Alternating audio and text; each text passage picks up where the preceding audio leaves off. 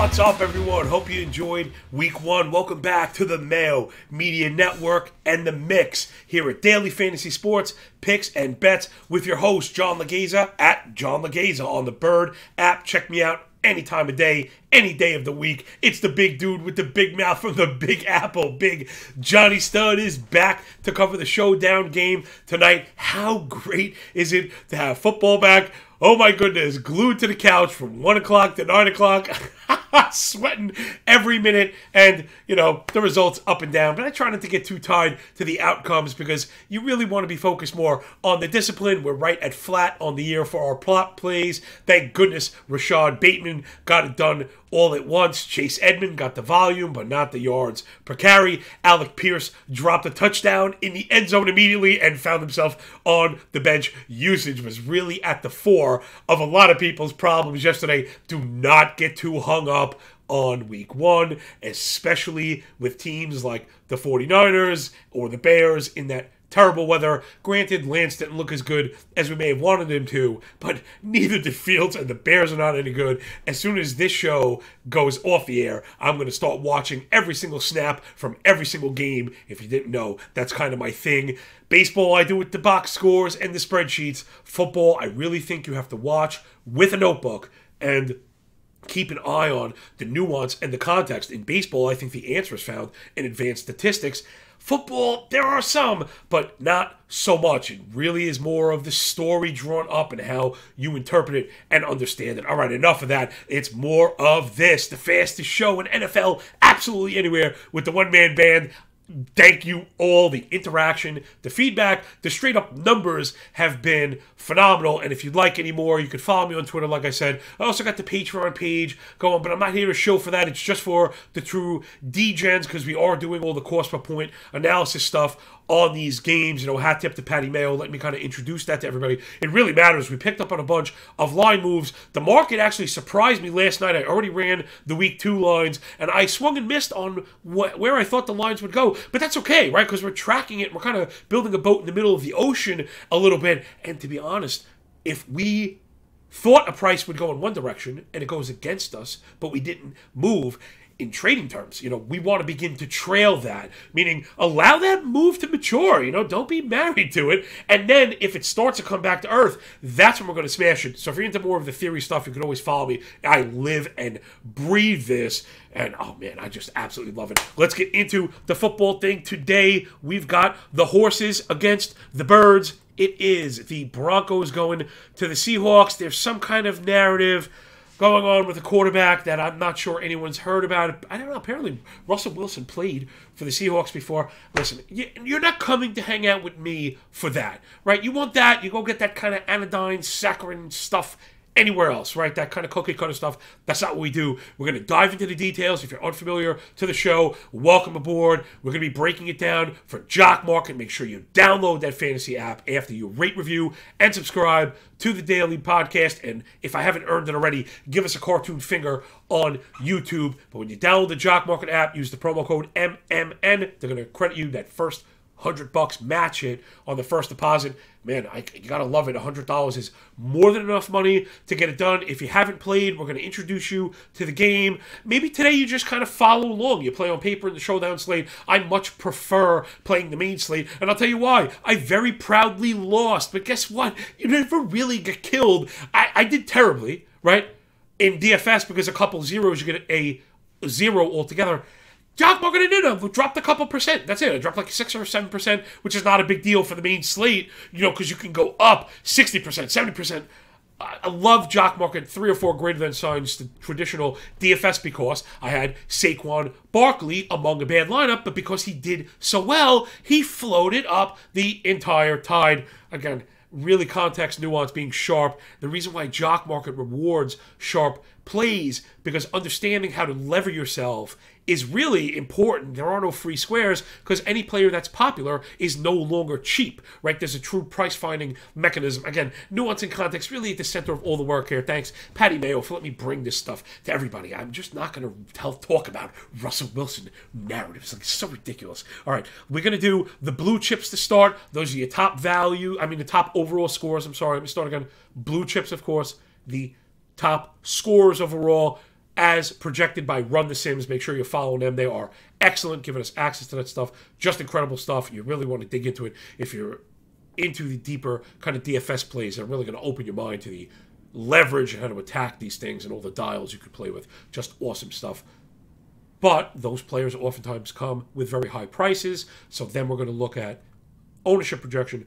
Then after that, we're really going to get into where I believe the money is made in what we're calling our penny stocks. Those are our top values. We're going to take projected points with salary and use that to do another cost per point analysis. Again, I'm always doing this kind of stuff. Why? Because I'm a cheapskate and I don't like to spend my money. All right, let's get into the blue chips. Everybody, again, it's the Broncos and the Seahawks. If you are an audio-only listener, you can jump over to YouTube and right swipe screenshot these images. I work kind of hard at putting them together. I have zero background in graphic design, but one of the wonderful producers here is my dude Maddie has helped me along the way, and now it looks like I actually know what I'm doing. So again, if you want to see these names and the point totals without me yammering, feel free to hop over to YouTube, do that. Make sure you press the like button while you're over there. Again, we don't want to spend too much time on the blue chip guys. It's what you'd expect for the Broncos. It's Russell Wilson, Javonte Williams, Cortland Sutton, Jerry Jeudy, Brandon McManus, and Albert Okabunam. Now, of course, at the bottom, that's where it starts getting interesting. All 6 of those players are projected for at least 9.4 points. But remember, these are median outcomes. So you want to always be thinking, in particular, on a showdown slate, 2 things, right? Think of it as a conditional if-then. Again, what I believe separates us from the pack here at Mayo Media Net. Top score, of course, matters. You have to know who can get the top score in a showdown, who can rip the top off the defense, who can break the slate. But the then part is, what are the underpinnings there? Cost plus ownership is everything in these tournaments, particularly showdown I'm speaking about. You can win, but you don't want to split with 600 people. That's not what we're after. So you got to try and be unique without being silly. So yes, Russell Wilson, Javonte Williams, Cortland Sutton, and Jeudy, I think, are the kind of guys that could rip the top off. But yes, McManus is Okabunam, not so much. But when we get into the cost analysis, we'll see if that shines the light at him. Over to the Seahawks, which I'm really not expecting much from. Funny, we can talk about pace maybe now. It does apply. The Seahawks actually move really fast, right? That's one of the things that I like to look for when we're looking at totals. Opportunities. Teams that crawl to the line really kill the pace. They were top 8 in pace across the board, neutral, you name it, but dead last in drive length because they're so poor. It's poor quarterback play. As much as I like Penny, he doesn't really catch passes, so it's somewhat one-dimensional. I do like the wide receiver depth, but that's about it. We've seen Seattle stink at times with Russell Wilson. So Gino, it's a little hard to back them. Then on the other side, Denver is the opposite. They move incredibly slow, but eat up tons of clock. Again, just total killers. So we really want to be looking again for guys that can pull the top off, because I don't think this is going to be a shootout where lots of people eat. That could open the door in jock market to get paid on cheap players, which may open the door to Seahawks. So you see how we need application on top of projections in order to know which game we want to be playing. Combinations of Broncos are probably going to get you to the finish line in DFS. I don't know if I think that in jock market, because too many Broncos are going to be expensive, and if they don't all finish at the top, because in jock market you can get paid being cheap and cheap alone. On the main slate, I just had guys highlighted below $4. I had an entire portfolio worth of guys. Yeah, they didn't hit. Like I said, lost 8%. Don't care. We're going to get that back and some, man. Follow us up. Download the Jock Market app. I cannot wait. This season's going to be excellent. I could not care less about 1 week. All right, the Seahawks, let's get into it. The Blue Chippers. It's Geno Smith. The quarterback's always going to be at the top. Rashad Penny, DK Metcalf, Tyler Lockett, all projected above 10. Jason Myers, the kicker, and Noah Fant projected slightly below that, between 8 and 10. Let's take a look really quick at the quarterback at any time has a chance to be the top scorer. Strictly from a probabilistic standpoint, they handle the ball the most. Rashad Penny, I'm not so sure. The Seahawks are a 6.5-point underdog, but to me it should be greater than that. And I mentioned Penny's lack of I don't want to say pass-catching ability. They just don't really use him in that I don't think he's had more than 38 receiving yards or more than 2 or 3 catches in a single game. I wrote that up at The Athletic somewhere. Again, you can follow my work. I'm just everywhere. But I do really care, and I always try to bring value to the game. Again, there's so much cookie-cutter stuff that just that extra kind of level of thinking could separate us from the pack, and just having a little bit of edge, you're all really sharp. Just could be the difference between black and red ink. So I'm not sure I'm down with the penny projection because the Seahawks not expected to be a favorite. They could abandon the run, and you could get smoked on that deal. I'm just down on Metcalf and Lockett, but it's going to be a price thing, especially in jock market. I won't be paying any type of premium for any type of Seahawks, but if the entire market feels the same way, then there is a pathway to it. We saw Geno throw an 80-yard touchdown to Metcalf last year, and then I think he didn't even crack 100. So, que sera, sera, it's what you get when you roll with the Hawks, and I also have to push back on Noah Fant. Till I see the usage, I'm not going to go there. We saw tight end, the preseason usage blow up in our face. I'm looking at you. Brevin Jordan, O.J. Howard scored 2 times. But I was wrong on Brevin Jordan, but I'm going to be pulling the cord on that, get away from him and somebody else. It's also why I was into premium tight ends. All right, so that should do it for the blue chip stock. Again, what you expect, but there probably are some avoids here. Again, I think the kicker on the Broncos probably stands out as the cheapest. But let's confirm our research here with the penny stocks. Again, brought to you by Jock Market. Download that app. Love it, love it, love it. It's just because it's not all or none. And to that point, I've been now treating the conventional DFS as all or none and playing in these winner-take-all tournaments. I love it. They have $1 tournaments against 100. You know, winner take all is $100. I think you play 110 people, right? They need their rake. I was playing a $9 tournament against 112 people with a winner gets $1,000. That's what I'm talking about. If I hang the winner on a $9 tournament, I want to come home with $1,000. And then they move all the way up and down. That is where it's at. Just type in winner take all at DK. That's how I'm doing it. Again, there's a place, a time, and a place for everything, regardless of the risk. Now, granted, I don't give out 10-team parlays. It's very hard to win on that because I believe sustainability has got to be a part of it. But, like a big shaken butt, get the garden hose and the soapy water rap video butt.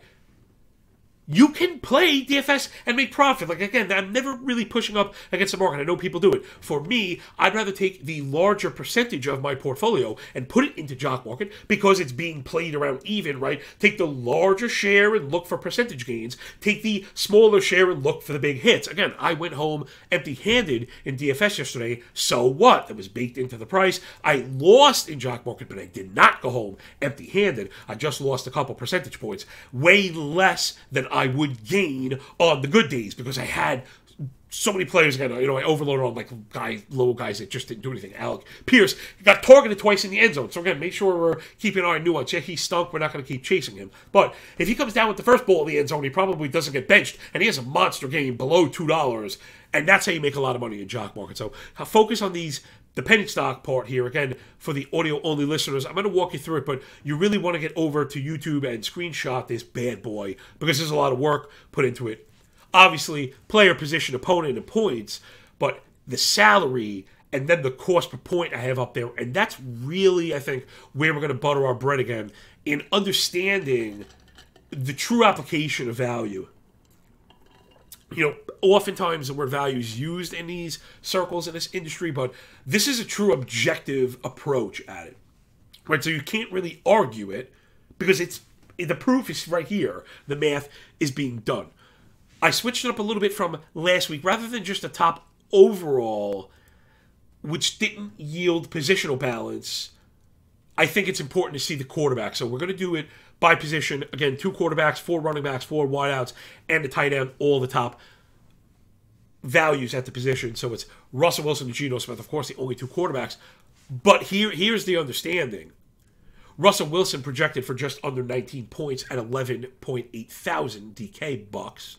Geno Smith projected 14.3, 8.6 thousand bucks. Geno Smith is actually more expensive per point than Russell Wilson. Right off the bat, and it's not nothing. I know you see the $9 across 600, but think about that, right? It's a bit.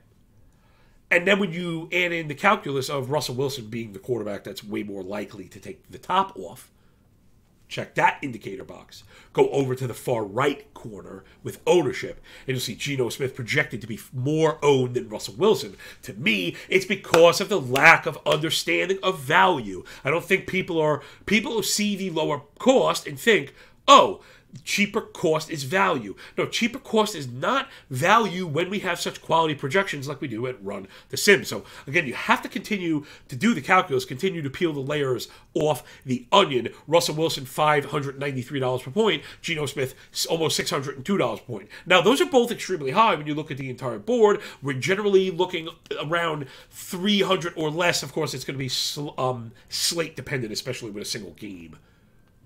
Let's continue on. We have the lowest cost per point of the season by like an order of magnitude. And again, I am filtering this at least to the point of making sure every player projects for at least 4 points.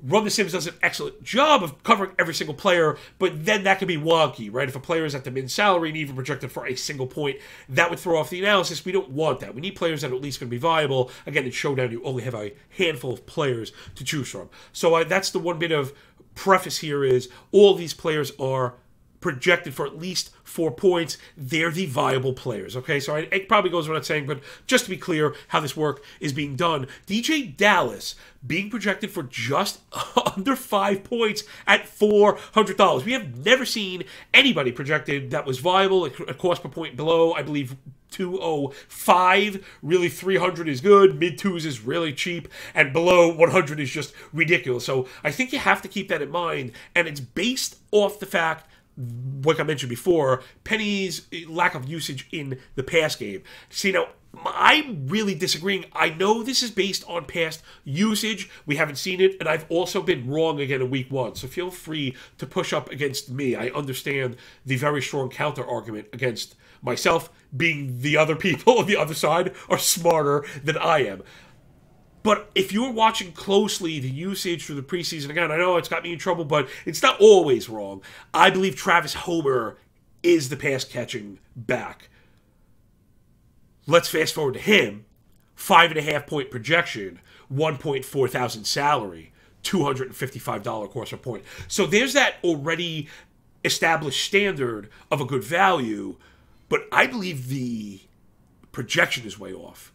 Like, if Homer fully supplants Dallas, then it's double the points at the same price at a 3% ownership, where Dallas is projected for 22. See, so the market now, and this is where every second, this is why I want to do this by position, because it's much easier to understand the market's perception of it, because that's how people build. So people have seen, the market sees the Dallas cost and price. It's so wonky, they've picked up on the cost per point, even if not to the detail we have. But it's reflected in the ownership.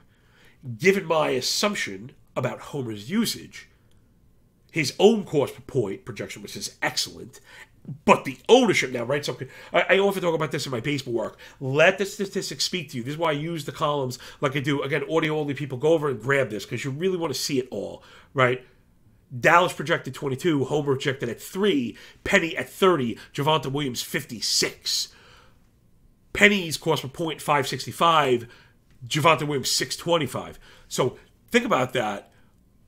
Because you could play multiple positions, Javonte Williams way more expensive than Geno Smith.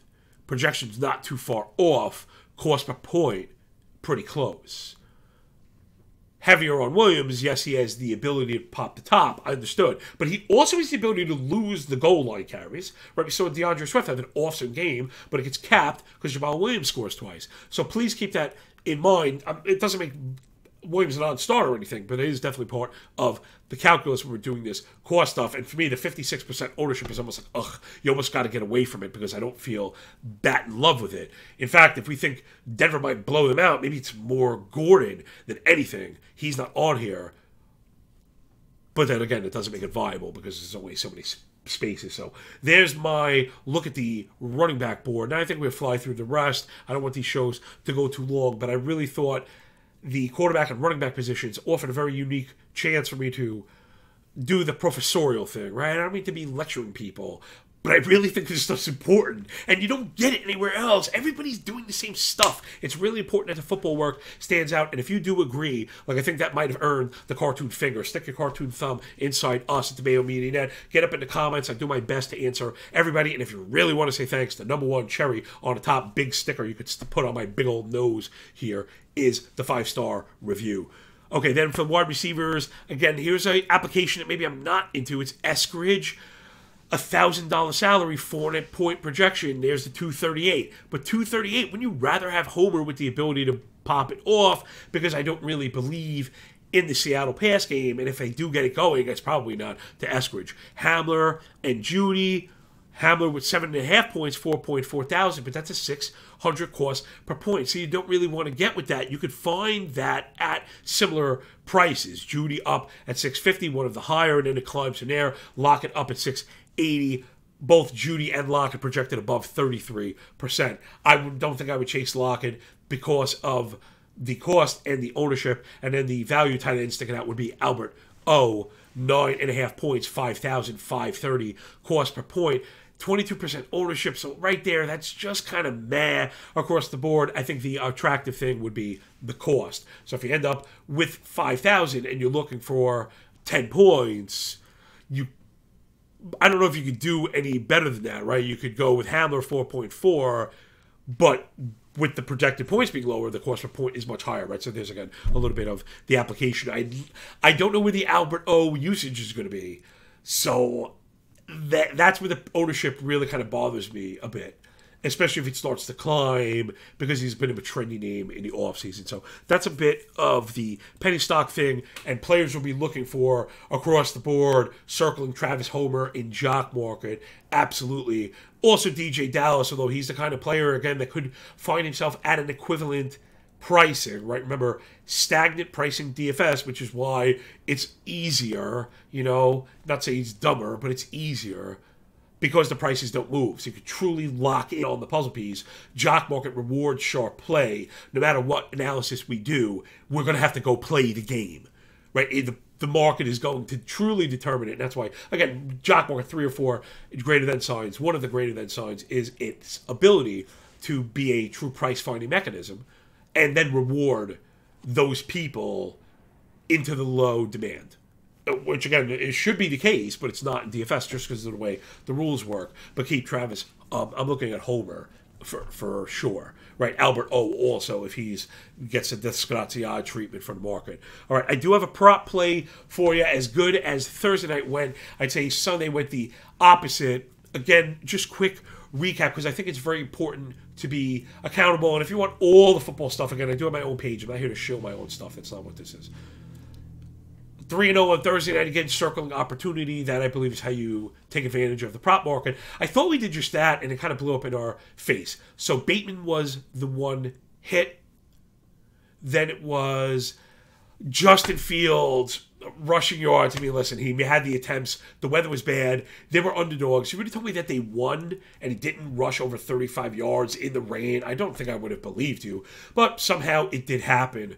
Yikes. We just fell short. We really should have had that one. But if ifs and buts were candies and nuts, we'd all have a wonderful effing Christmas. I didn't yesterday. But again, process is really at the center. I thought that was a good cap. We probably should have got that. We just didn't.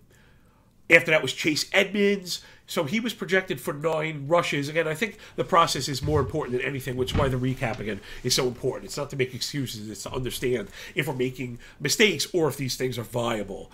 So Chase Edmonds, the lead back for Miami, again, they were favored and they were ahead. He was projected 9 rushes for mid-40s, maybe 44 yards. We were looking for, I think, 37 or 38. So the projections were on our side. My projections were for 12 rushes. So my assumption was, provided we had 3 yards per carry, we were going over. Well, I got the 12 rushes, which even felt short considering the script of the game, the score. But we didn't get there. It just was highly ineffective. So though the process of usage was correct, we're not going to be chasing usage in the Dolphin run game, right? So again, the L is for the player, and we're going to pull the eject button on that. But I think it was worth the cost of admission because we did get the opportunities. We just didn't get it done. And again, we were, just a couple of yards shy, and that's how props are played. So loss on Edmonds as well. And the last one was Pierce, who we had pegged as the second wideout. He began the game, got the first end zone target. These are all really good things, the things we were looking for. But it was the worst drop imaginable. And you have to consider, I'm not saying dropping him off your fantasy team, but he's got to find a bench because they benched him after that. So until you see usage, you have to get off the Alex Pierce train. And that's where the loss was. So we put ourselves in a strong situation. He didn't come through, and then their reaction pulled the carpet on us. So 1-3 to match the 3-for-3. So we're really kind of dead even, although a touchdown on units marginally because of juice. Although that's why I try not to go above minus 125 on player props, because again, if you really need to play above 500, and that's what you want to do. That's why I always try and play underdogs. Those did not do so well when the Giants won. If the Falcons pull that one off, if the Saints miss that kick, we have a good betting weekend. They didn't, and we didn't. But again, you see how if you're following along, all that stuff, I map it out on Patreon. Again, even if you don't follow me, the strategies are what matters. And that's why people follow my work, win or lose, because that's the stuff we're learning, right? So I'm physically showing you how to build these tickets properly, when to use round robins, and that's why we're tracking the lines and everything. Because even if it's not to determine who to bet on so much as if you've determined you like the game, there are certain situations where you must know that it's money line over the spread. So that will do it, everybody. I hope you enjoyed the Showdown Show. Make sure you rate, review, and subscribe to the audio-only pod, except I forgot to give you a prop play. So before I turn off the light, how about I finish my job so I don't get fired in a few minutes? Just kidding. I'm not like that at all. This is like the coolest place you could ever work, man. If anything, I'm the circus character, obviously. All right, let's do our prop play, and because we're even, this one is going to get us into the black on the week, and it's at plus money, which I absolutely love. We're looking for Courtland Sutton over 4.5 receptions at plus 105. No injury designation, so number one, really like that. I did speak about the pace, so I do want to be careful building a tremendous ticket here. I think that was important. I'd rather take my shot at the one piece of even money. I had my eye on a couple other ones. We'll talk about it in a second. But I don't want to go hot with him because it's really important to me that we're just making money. And if we lose, that we're mitigating damage. That, to me, is why I've been able to stay in the arena as a professional handicapper for so long, in particular betting baseball every single day. Right? If you don't have a plan betting baseball, it's very difficult to do it every day for 6 months, for 5 years in a row, especially out in public, without being shamed into oblivion. So give me Sutton. We know Russ is now with the Broncos. We don't want to really stress that too much, but I did think there was a pretty good archetype kind of layover from last year when you look at Metcalf and Lockett as compared to Sutton and Judy. So I think Sutton probably comps to Metcalf pretty well as far as playbook designations go. So Metcalf went over 5 receptions 9 times last year, which is really good. But the thing we really want to be looking at again is usage underpinning statistics. And it's all about Russell is like hyper-focused on the outside. I think that's the big thing that we should be looking for. And that's where Sutton's going to be playing. So take a look at last year to the outside, Lockett and Metcalf, to the two wides. Minimums: 73 receptions, 107 targets, 1560 air yards, minimum to each of those guys. And then my own triple slash, right, where we use target percentage, air percentage, and ADOT. 24% target, 37% air, 11.2 ADOT minimums. These are minimums for Russell Wilson's X and Y's. And in particular, Sutton is always on the outside where Russell is hyper-focused. Again, Seattle had good numbers against the pass on paper, but it's because they're always losing and because of their pace, they kind of squash overs. We're not looking for a ton. We just need some volume. Wide receivers went over 4.5 receptions 17 times last season. So it's not like they were holding that down to a minimum. It's happening at least an average of what's a game. And Sutton went over 4.5 receptions himself last year. in 5 of the first 7, really before they lost Bridgewater and went to lock, and then everything just went to hell in a handbasket. So give us something that we were actually remembered to handicap. That would have been an absolute shame, man. It's just terrible. But give me something over 4.5 Rex at plus 105. Love the opportunity. Love the spot. And I believe, being a heavy favorite, those receptions are going to help us get there. And if somehow the game is close or we fall behind, the volume will be there. So I think it's going to revolve around Sutton when we look at Russell Wilson's love for the outside. So this number I think is way low. If you're a ladder builder, this is one of those also. If you do get the Russell, the muscle narrative game that I've been dying not to talk about, there's a chance Sutton pulls the 11 for 165 and 2. Like that's in there, right? We've seen him have the monster season. We could see them just rub it in. I'm going to put one of those up on Patreon. It is free right now. That's why the only reason I'm mentioning it is because it's free. I'm not trying to show for this stuff, but people just can't get enough football, and they love the work. And I think, again, this is the pathway to get into the black, right? Making profit or low damage instead of these all or none outcomes, more nones than alls. All right, and that will do it for the second time around.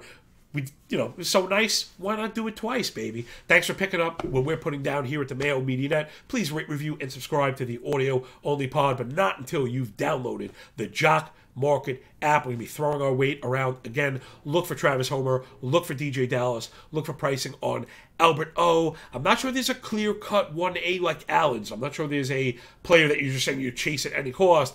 You may even want to short a player like Javonte Williams if Denver goes up early, because that could be the end of the day for his usage. And again, one more feather in the cap. Hopefully that we leave you with all those lessons, and that will do it again. So we'll catch you on the flip side. Enjoy the game, enjoy your day, and when you're done with the book, enjoy that pay, baby. Remember, when you work this hard, it feels a lot less like luck, man. See you in the Jock Market streets, yo. Peace.